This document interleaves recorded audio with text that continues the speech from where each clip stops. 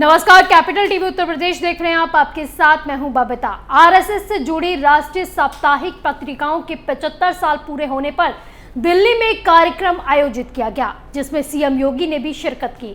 इस दौरान सीएम योगी ने यूपी के विकास के बारे में जानकारी दी और घिनौनी राजनीति करने वाले जिहादियों पर भी तंज कसा। इससे यूपी की लिबरल गैंग पूरी तरह से बौखला उठी। आखिर क्या है पूरा मामला, इस रिपोर्ट में देखिए।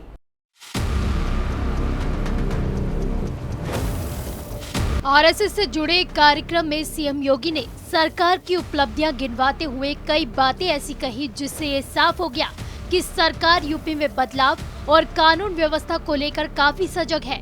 इसी के साथ ही सीएम योगी ने अराजकता फैलाने वाले जिहादियों को भी कई संकेत दिए।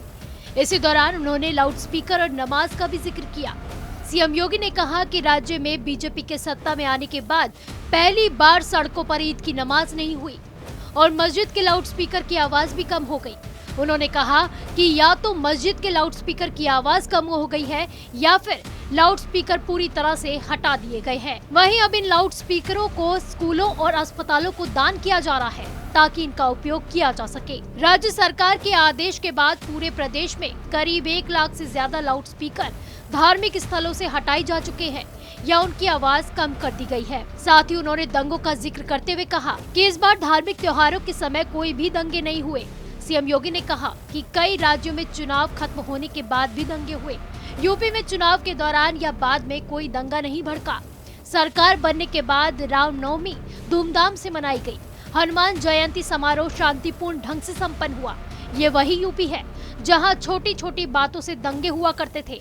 योगी आदित्यनाथ ने अयोध्या के बारे में भी बात की कि कैसे अयोध्या में एक भव्य राम मंदिर बनाया जा रहा है और कैसे काशी विश्वनाथ मंदिर परिसर का कायाकल्प किया गया है। आगे कहते हुए उन्होंने कहा कि केंद्र में भी बीजेपी के नेतृत्व में यूपी की डबल इंजन सरकार के तहत देश में नंबर 2 अर्थव्यवस्था बनने की ओर बढ़ रहा है। 70 सालों के बाद यूपी देश की अर्थव्यवस्थाओं में 6ठे स्थान पर पहुंच गया है। पिछले 5 सालों में आय को दोगुना कर दिया गया है। ईज ऑफ डूइंग बिजनेस में यूपी देश में दूसरे नंबर पर पहुंच गया है और ईज ऑफ लिविंग में 44 योजनाओं में यूपी नंबर 1 है। सीएम योगी आदित्यनाथ ने राज्य में आवारा मवेशियों के मुद्दे पर भी बात की और अपनी सरकार द्वारा उठाए गए कदमों के बारे में विस्तार से बताया। उन्होंने कहा कि आपको याद ही होगा कि जब हमारी सरकार राज्य में सत्ता में आई थी तब ही सभी अवैध बूचड़खानों को बंद कर दिया गया था, लेकिन इसका एक दुष्परिणाम भी हमें भुगतना पड़ा, सड़कों और खेतों में घूमते आवारा मवेशियों के कारण।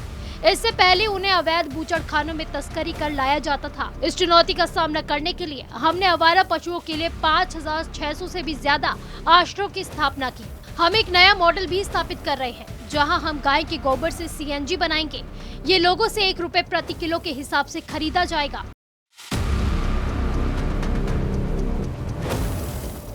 सीएम योगी ने बातों ही बातों में ये साफ कर दिया कि आगे भी यूपी में बड़े बदलाव होने हैं।